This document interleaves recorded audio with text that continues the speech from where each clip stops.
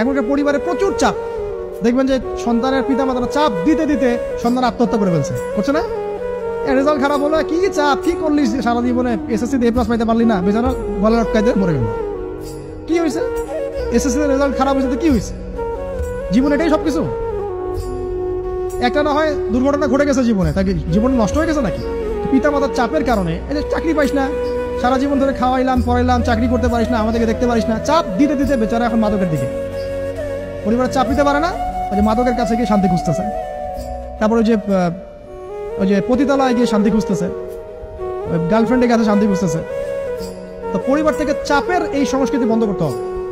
পরিবারের সন্তানদেরও পিতা মাতাকে চাপ দেওয়া উচিত নয়, পিতা মাতার উচিত নয় সন্তানকে চাপ দেওয়া, বরং তার প্রতিভাটাকে ফাইন্ড আউট করে আপনি বিচক্ষণ বাবা হিসেবে আপনি দেখবেন যে তার প্রতিভা কোন দিকে আছে, সেদিকে আপনি তাকে নিয়ে যান।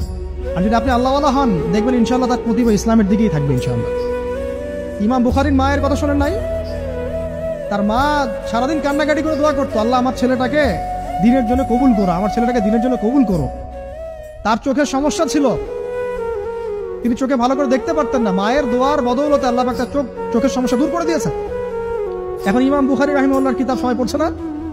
একজন মায়ের তাড়না দেখেন, মা সন্তানের জন্য দোয়া করবে, আল্লাহ আমার সন্তানটাকে দিনের জন্য কবুল করো। বাবা দোয়া করবে, আল্লাহ আমার বাচ্চাটাকে দিনের জন্য কবুল করো।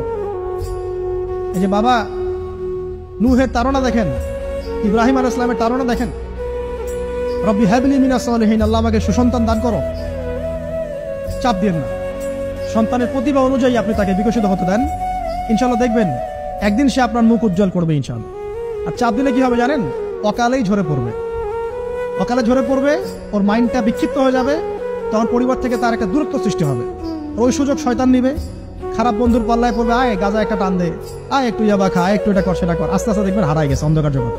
অন্ধকার জগৎ একবার হারাই গেলে আর ফিরে পাবেন না। এদিকে প্র্যাকটিক্যাল কথা না ভাই, মেয়েকে চাপ দিবেন, দেখবেন যে বেঁকে বসছে।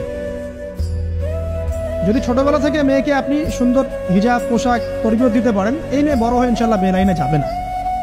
ছোটবেলা থেকে ওকে যদি আপনি নায়িকাদের মতো বানান,